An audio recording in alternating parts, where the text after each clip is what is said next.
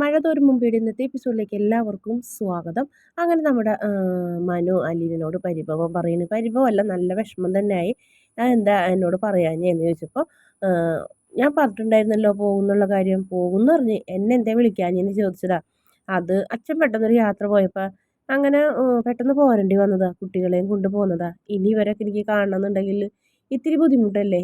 ഞാൻ പോയി കഴിഞ്ഞാൽ മേഡം അങ്ങോട്ട് വരും. പിന്നെ എനിക്ക് ഇവരെ കാണാൻ കഴിയുമോ? വലിയ ഫിലോസഫി ഒന്നും വേണ്ട.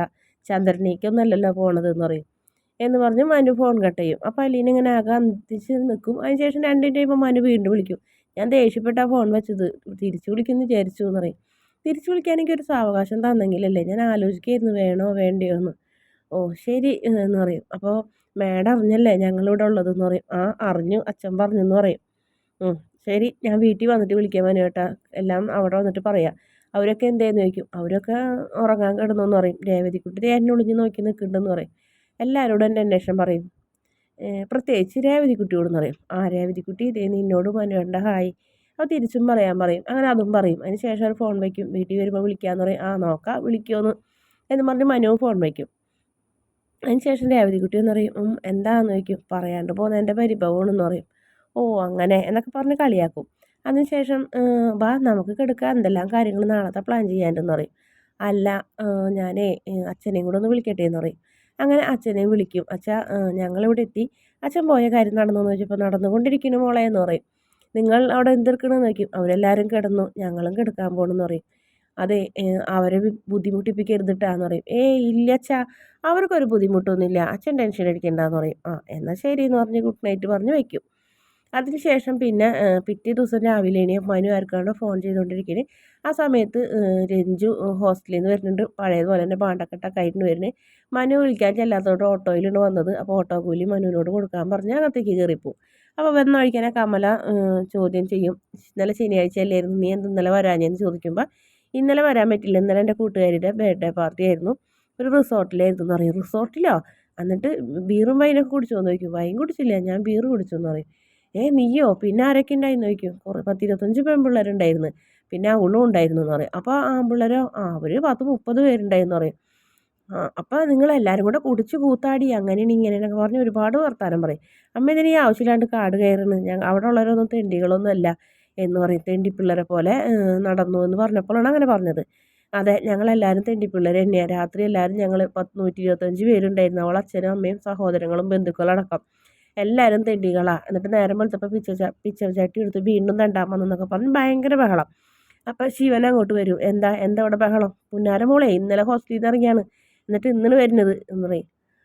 അതെന്താടി അങ്ങനെയെന്ന് ചോദിക്കും. അത് ഞാൻ വിശദമായിട്ട് അമ്മോട് പറഞ്ഞിട്ടുണ്ട്, അമ്മ പറഞ്ഞുതരും. ഇതിന് വലിയൊരു നിവർത്തിയുണ്ടെങ്കിൽ ഇവിടേക്ക് വരില്ല, വന്നു കഴിഞ്ഞാൽ ചോദ്യം ചെയ്യലെന്ന് പറഞ്ഞ് രഞ്ജു അങ്ങോട്ട് ചാടിത്തുള്ളി പോവും. അപ്പം ദേഷ്യത്തോടെ ഇങ്ങനെ നോക്കണ് നമ്മുടെ കമല ശിവനെ. പിന്നെ കാണിക്കുന്നത് കൊട്ടാരമറ്റത്തെ വീട്ടിലേക്ക് ബാലചന്ദ്രൻ്റെ കാറ് കയറി വരുന്നതാണ്. അങ്ങനെ ബാലചന്ദ്രൻ അവിടെ ചെല്ലുമ്പോൾ അവരെ ഗോവർദ്ധൻ ചോദിക്കും, ഇതാരെണെന്ന് ചോദിക്കും.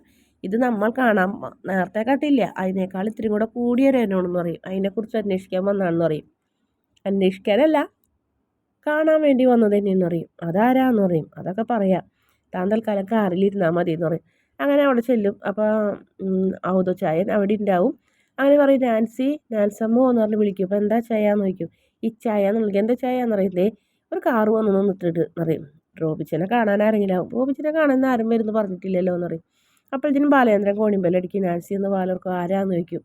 ഇതല്ലേ കൊട്ടാരമറ്റത്തിൽ ഔദക്കുട്ടിയുടെ വീട് എന്ന് ചോദിക്കും. ഇത് കൊട്ടാരമറ്റത്തിൽ ഔദക്കുട്ടിയുടെ വീടല്ല, ഇത് കൊട്ടാരമറ്റത്തിൽ റോബിച്ചൻ്റെ വീടാണ്. റോബിച്ചൻ്റെ അപ്പനാണ് ഔദക്കുട്ടി. ഓ അങ്ങനെ, പുള്ളിക്കാരൻ ഇവിടെ ഉണ്ടോ? ഇപ്പോൾ ഇവിടെ ഉണ്ടെന്ന് പറയും. കയറി വരാൻ പറയും. ഞാൻ പറയും, ഇതേ അച്ചായനെ കാണാൻ വന്നാന്ന് പറയും. എന്നെ കാണാനോ? നമ്മളത് അങ്ങനെ ബാലചന്ദ്രനെ കാണുമ്പോൾ അത്ഭുതമാവണം അയാൾക്ക്. നമ്മളതിന് മുന്നേ കണ്ടിട്ടില്ലല്ലോ. കണ്ടിട്ടുണ്ടോ? ഇല്ല, ആദ്യമായിട്ട് കാണുന്നതാണ്. എന്നിട്ട് പിന്നെ എങ്ങനെ എന്നെ പരിചയം എന്ന് പറയും. അതൊക്കെ ഉണ്ട് എന്ന് പറയും. ഞാൻ സ്റ്റാലിൻ ജോസഫിനെ കാണാൻ വന്നതാണെന്ന് പറയും. സ്റ്റാലിൻ ജോസഫ് അങ്ങയുടെ മകനല്ലേ എന്ന് ചോദിക്കും. റിട്ടയർഡ് കേണൽ സ്റ്റാലിൻ ജോസഫ് ആണെങ്കിൽ അതെൻ്റെ മകൻ തന്നെ, എനിക്ക് അതിലൊരു സംശയമില്ല എന്ന് പറയും. പുള്ളിനെ കാണാൻ വന്നതാണ്. അതതിന് അവൻ്റെ വീട് ഇവിടെ അല്ല, അവൻ പുനലൂരാണെന്ന് പറയും. ഇതവൻ്റെ അനിയൻ്റെ വീടെന്ന് പറയും. അതാരാ നിങ്ങൾക്ക് ഈ അഡ്രസ്സ് പറഞ്ഞു തന്നതെന്ന് പറയും. എനിക്ക് പറഞ്ഞ നാൾ ഈ അഡ്രസ്സാണ് തന്നത്, അതുകൊണ്ടാണ് ഇവിടെ അന്വേഷിച്ച് വന്നത്. അത് സാരമില്ല എന്ന് പറയും. അപ്പോൾ പറയും നാൻസി കാപ്പി എടുക്ക് എന്ന് പറയും. റോബിച്ചിനെ വിളിക്കാൻ പറയും. അങ്ങനെ ബാലചന്ദ്രനോട് നിങ്ങളിരിക്കുകയെന്ന് പറയും. ഇരിക്കും. എന്നിട്ട് പറയും ലാലിച്ചന് ഇപ്പം ബിസിനസ്സിനെ മറ്റേ റബ്ബറിൻ്റെ ബിസിനസ്സൊക്കെയാണെന്ന് പറയും. ലാലിച്ചനോ അതാരാ? സ്റ്റാലിനെ വിളിക്കുന്ന പേരാ ലാലിച്ചെന്ന്. എന്ന് പറയും. അപ്പോൾ ഞാൻ അവനവിടെ ഉണ്ടോ എന്ന് നോക്കട്ടെ എന്ന് പറയും. അങ്ങനെ ഫോൺ ചെയ്യും അവിടെ. അപ്പോൾ ജോലിക്കാരനെടുത്തത്. അപ്പോൾ അവിടെ ഉണ്ടെന്ന് പറയും. ഓ ഭാഗ്യം, അവനവിടെ ഉണ്ട്, ഉറങ്ങണമെന്ന്. അതെ, 2 അടിച്ചിട്ട് കിടക്കുക, അവന് ഈ സാധനമൊക്കെ ഫ്രീ ആയി കിട്ടുമല്ലോ, അതുകൊണ്ട് തന്നെയെന്ന് പറയും. അപ്പോഴത്തേന് റോബിച്ചനും വരും. റോബിച്ചൻ വരുമ്പോൾ പറയും ആരെ ഇവിടുത്തെ വഴി പറഞ്ഞു തന്നത്? അങ്ങനെ വരാൻ വഴിയില്ലല്ലോ എന്ന് പറഞ്ഞപ്പോൾ പഴയൊരു പട്ടാളക്കാരന് പറഞ്ഞു തന്നത്, ആൾക്ക് ഇതറിയുള്ളൂ എന്ന് പറഞ്ഞ്. ഓ ഓ അത് ശരി, അതുകൊണ്ടാണ് അങ്ങനെ വന്നേന്ന് പറഞ്ഞ്.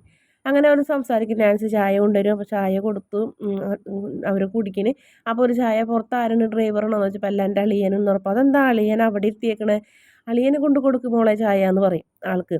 അത് ചോദിക്കും നിങ്ങൾക്ക് എന്താ ബിസിനസ്സാണോ രാഷ്ട്രീയമാണോ എന്താണെന്ന് ചോദിക്കും. പറയും ബിസിനസ് എന്ന് പറയും. എന്തിൻ്റെ ബിസിനസ്? സ്വർണ്ണക്കട, ജൗളിക്കട, ഇരുമ്പ് കട. ആഹാ, എന്നിട്ടാണ് അങ്ങനെ പതുങ്ങിയിരിക്കണേ എന്നൊക്കെ ചോദിക്കും. അപ്പോഴത്തേനും റോബിച്ചൻ ലൊക്കേഷൻ ഇട്ട് കൊടുക്കും, പുനലൂരും പിന്നെ പോകാനുള്ള എളുപ്പവഴിയൊക്കെ പറഞ്ഞു കൊടുക്കും. നാൻസി ഇല്ലെങ്കിൽ ചായയും കൊണ്ട് റോബിച്ചൻ്റെ ഇതിൽ ചെല്ലാണ്. സോറി, റോബിച്ചനല്ല, നമ്മുടെ ഗോവർദ്ധൻ്റെ ഇതിൽ കൊണ്ടു കൊടുക്കും. ഗോവർദ്ധൻ അപ്പോൾ താങ്ക്സ് ഒക്കെ പറയും. നല്ല ചായ ഇട്ടാന്ന് പറയും, നല്ല കാപ്പി എന്ന് പറയും. തണുത്ത് പോയി, സോറി ഇട്ടാ സാരില്ലല്ലോ എന്ന് പറയും. അത് കുഴപ്പമില്ല എന്ന് പറയും. അപ്പോഴത്തേനും ബാലചന്ദ്രൻ വരും. ഇറങ്ങാട്ടാന്ന് പറയും. ആണോ എന്ന് ചോദിക്കാം. ആന്ന് പറയും. അപ്പോൾ നാൻസിയുടെ പെരുമാറ്റം കണ്ടപ്പോൾ ഗോവർദ്ധന് ഇഷ്ടമാണ്. ഗോവർദ്ധനം പറയും നല്ല പെരുമാറ്റം, നല്ല പെൺകുട്ടി, കൊട്ടാരമറ്റത്തിൽ ഇപ്പോൾ കല്യാണം കഴിച്ചു കൊണ്ടുവന്നതായിരിക്കും. എല്ലാ പെണ്ണുങ്ങളും മൂദേവികളല്ലടോ, മനസ്സിലാക്ക് എന്ന് പറയും. ചില ആൾക്കാർ അങ്ങനെയാണെന്ന് പറയും. അങ്ങനെ കാറിൽ കയറും. ഇനി എങ്ങോട്ടാ? നമ്മൾ പാലായിലേക്കല്ലേ എന്ന് ചോദിക്കും. അല്ല, പുനലൂർക്ക്. പുനലൂർക്കോ? ആ, നമ്മൾ കാണാൻ വന്ന ആൾ ഇവിടെ അല്ല താമസിക്കുന്നത്, അയാളെ കണ്ടിട്ട് വേണമല്ലോ നമുക്ക് പോകാം എന്ന് പറയും. ഓ അങ്ങനെയല്ലേ, ലൊക്കേഷൻ ഇട്ടിട്ടുണ്ട്. തൽക്കാലം ഞാൻ പറഞ്ഞ പോലെ തന്നെ വണ്ടി ഓടിച്ച് പൊക്കോളാൻ പറയണ്. അങ്ങനെ അവർ വണ്ടി ഓടിച്ച് പോകുമ്പോൾ അവതക്കുട്ടി വന്നു കഴിഞ്ഞിട്ട് വാതിക്കൽ നോക്കുന്നുണ്ട്. പോകുന്നത് നോക്കി അവതക്കുട്ടിക്ക് ചായൻ്റെ ഒരു മുഖത്തൊരു ക്രൂരമായൊരു നോട്ടം. കാരണം ഈ വരവിൻ്റെ പിന്നിൽ എന്തോ ഒരു വശപ്പശൊക്കെ ഉണ്ടല്ലോ എന്ന് ചിന്തിച്ചുകൊണ്ട് നിൽക്കുന്നതാണ് എപ്പിസോഡിൻ്റെ അവസാന ഭാഗം. പിന്നെ പ്രൊമോയിൽ കാണിക്കുന്നത് നമ്മുടെ ഈ കൊല്ലത്തെ കാര്യങ്ങളൊക്കെ ഇനി സംസാരിക്കുന്നത്. കൊല്ലത്തുള്ള ഏതോ ഒരു പെണ്ണിൽ നിന്നുണ്ടായതല്ലേ അലീന ബാലചന്ദ്രൻ എന്നൊക്കെ ചോദിക്കുന്നൊരു ഭാഗമാണ് കാണിക്കുന്നത്. അപ്പോൾ നമ്മുടെ രഞ്ജി പറയും അല്ലെന്നേ ബാലചന്ദ്രൻ അങ്കിളുടെ മകളല്ല അലീന എന്നിങ്ങനെ രഞ്ജു സത്യം പറയണ്.